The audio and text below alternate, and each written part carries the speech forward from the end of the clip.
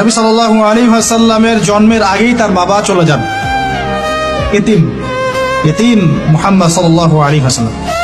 তার মা আমিনা 6 বছর বয়সে ইন্তেকাল করেন। সিচুয়েশন বুঝতে পারছেন?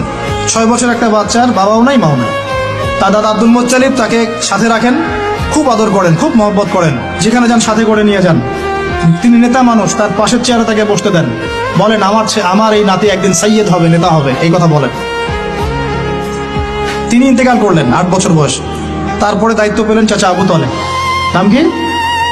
এই 8 বছর বয়স থেকে নিয়ে নবী সাল্লাল্লাহু আলাইহি ওয়াসাল্লাম নবী হয়েছেন 40 বছর বয়সে, আর মক্কায় ছিলেন 13 বছর, প্রায় 53 বছর।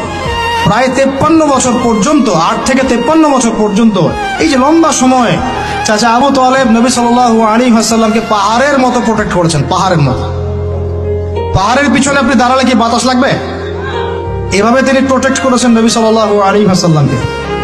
তার সন্তানদেরকে যা খাওয়াতেন তার চেয়ে ভালোটা নবীকে খাওয়াতেন সাল্লাল্লাহু আলাইহি ওয়াসাল্লাম। স্পেশাল